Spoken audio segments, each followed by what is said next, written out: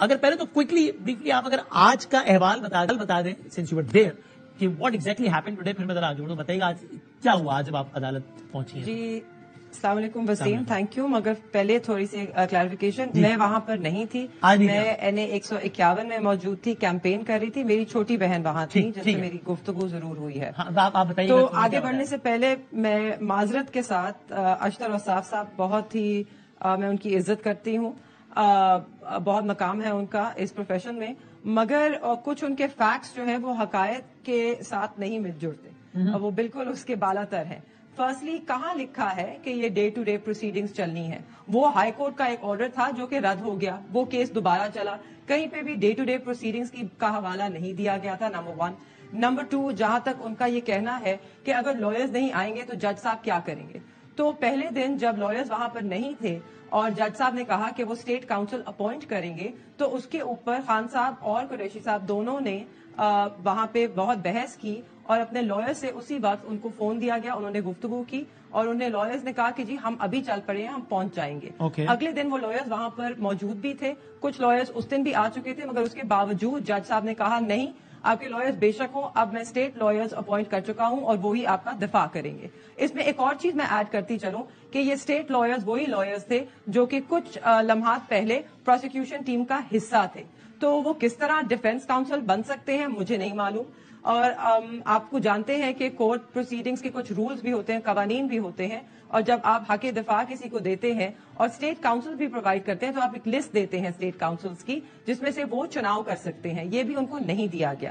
اور اس کے بعد جو انہوں نے بات کی جو مجھے سب سے مذائقہ خیز لگی کہ جی پوری دنیا دیکھ رہی ہے. کون سی دنیا دیکھ رہی ہے اشتر صاحب؟ وہ دنیا جس کو اندر تک رسائی حاصل نہیں ہے, وہ دنیا جس کی میڈیا کو تو اندر کے لیے NOC ہی نہیں دیا گیا, یا وہ دنیا جو پاکستان کی دنیا ہے جس کے بھی جو رپورٹرز ہیں ان کو اندر نہیں جانے دیا جاتا, صرف چناؤ کے رپورٹرز کو اندر جانے دیا جاتا ہے, اور وہی رپورٹرز جو جس دن یہ جرا ہوئی ان سب کو باہر لے گئے. تو کون سی دنیا دیکھ رہی ہے سر؟ آپ تو کیا آپ گئے ہیں اڈیالہ؟ کیا آپ اس کورٹ میں بیٹھے ہیں؟ کیونکہ میں تو دیکھ کر آ رہی ہوں کہ کس طرح پروسیڈنگ چلتی ہیں وہاں پہ جو آرڈر میں لکھا جاتا ہے اور جو کمرہ عدالت میں ہوتا ہے اس میں زمین آسمان کا فرق ہوتا ہے, اس میں بہت بڑا تضاد ہے. تو آپ کس قانون کی, کس پروسیڈنگز کی, کس کورٹ آف لا کی بات کر رہے ہیں؟ یہاں پہ تو کوئی نہ لا ہے, نہ پروسیس ہے, نہ فیئر ٹرائل کا کوئی تقاضا ہے دور دور تک. اور جس اجلت میں آج فیصلہ دیا گیا, جو شاہ محمود قریشی صاحب کا حق دفاع ہے وہ تو ان سے چھین لیا گیا. دوبارہ جو 342 کا سٹیٹمنٹ ہے ان کا ریکارڈ نہیں ہوا ہے. انہیں یہ جج صاحب نے اپنا آرڈر سنایا اور دو آ رہے تھے ان لوگوں سے کہ جن کے خلاف انہوں نے یہاں قانون کا, انصاف کا قتل کیا ہے. مہربانو صاحبہ, ایک تو یہ بتائیے گا کہ یہ 342 کا بیان یعنی انہوں نے سرے سے بات ہی نہیں کی اس بارے میں, قریشی صاحب نے اس سے پہلے فیصلہ کیا؟ جی بالکل, آپ درست فرما رہے ہیں. جیسے جب ان کو یہ کوشچن ہے, فرسٹلی تو یہ میں آپ کو بتاتی چلوں کہ کل رات 12 بجے کے بعد انہیں یہ کوشچنز دیے گئے, ٹھیک, جس سے یہ ان کو اندازہ ہو گیا کہ صبح کو ان کا ارادہ ہے کہ یہ کیس کو سم اپ کریں گے. تو جب آج کورٹ میں وہ پہنچے تو یہ بھی میں بتاتی چلوں کہ سارے لائرز پریزنٹ تھے, ان کو باہر روکا گیا, ان کو بتایا گیا کہ آپ 10 بجے سے پہلے اندر نہیں جا سکتے. ان کو ایک چھوٹے سے کمرے میں رکھا گیا جہاں پہ باہر آرمڈ گارڈز کھڑے کیے گئے. اس کے بعد جب لائرز اندر گئے تو ان کی تلاشی ہوئی کہ جیسے وہ خود کوئی ملزم ہے. وہ کورٹ روم میں پہنچے, مگر وہاں پہ انہوں نے پٹیشنز بھی دائر کی کہ انہیں اجازت دی جائے کہ وہ ان 9 گواہان کی کراس ایگزامینیشن کریں, مگر یہ پٹیشن جج صاحب نے ڈسمس کی. انہوں نے یہ بھی پٹیشن دی کہ شاہ محمود قریشی اور عمران خان صاحب کی جو ان کا اسٹیٹ اپوائنٹڈ کاؤنسل تھا ان سے نہ کوئی گفتگو ہوئی ہے, نہ وہ پریپیئرڈ ہیں, نہ وہ پہلے سے پریپیئرڈ آئے تھے, تو وہ کیسے ان کو ریپرزینٹ کر سکتے ہیں؟ وہ بھی ڈسمس کی جج صاحب نے. تو یہ انصاف کا کھلا یہاں پر قتل ہوا ہے, کھلے عام ہوا ہے, سرے عام ہوا ہے, اور سب نے دیکھا ہے. اس کے باوجود جب جج صاحب نے وہ خان صاحب سے سوال جواب کر رہے تھے تو میرے والد اس وقت اپنا کوشچن ہے جو ہے وہ کمپلیٹ کر رہے تھے اور پریپیئر کر رہے تھے کہ اب وہ بیان دیں گے. ٹھیک ہے, مگر اس نوبت تک بات آئی نہیں. جج صاحب کھڑے ہوئے, انہوں نے فیصلہ سنایا. اس کے بعد میرے والد نے کہا بھی کہ جج صاحب آپ نے میرا بیان نہیں لیا اور یہ میرا حق دفاع آپ مجھ سے لے رہے ہیں. مگر جج صاحب اتنی کوئی اجلت میں تھے کہ وہ وہاں سے دوڑ لگا کے باہر نکل گئے اور ان کا بیان ریکارڈ نہیں ہوا while the judge was present in the room and before the order was announced. Order سنا دیا مگر 342 کا انہوں نے بیان ہی نہیں لیا.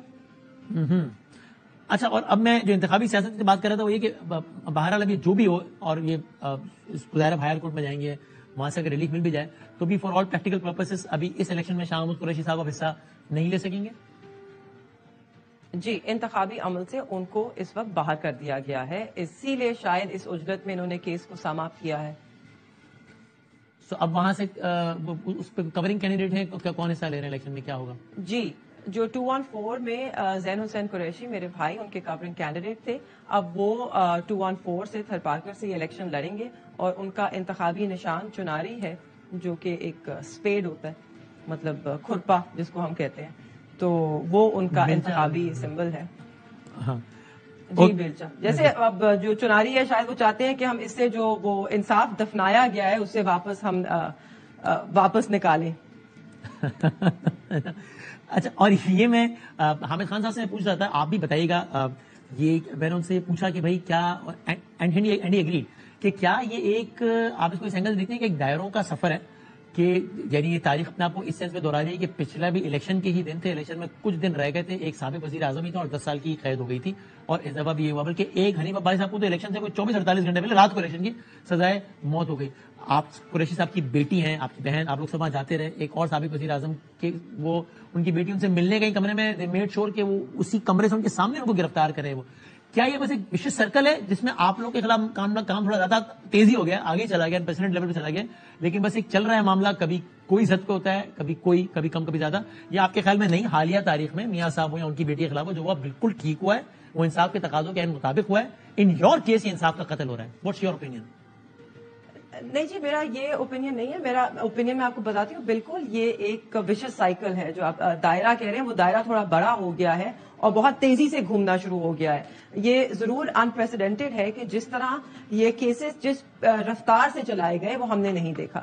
جہاں تک نواز شریف صاحب اور ان کی بیٹی کا کیس ہے، حوالہ ہے، تو آپ دیکھیں جو پیناما کیس تھا وہ آج بھی لوگ کہتے ہیں کہ وہ ایک بہت ہی زور اور وزن رکھنے والا کیس تھا، اس کو چلایا نہیں گیا، اور ایک بہت ہی جس نقطے پہ نواز شریف صاحب کو نااہل کیا گیا وہ بہت ہی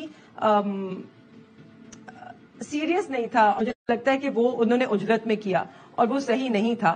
حالانکہ پاناما کیس ایک بالکل کیس بنتا ہے، جو فوجری کا کیس ہے، جو کیلیبری فونٹ والا حوالہ ہے، وہ بالکل بنتا ہے. ان کیسز کو چلایا ہی نہیں گیا جس طرح چلایا جانا چاہیے تھا.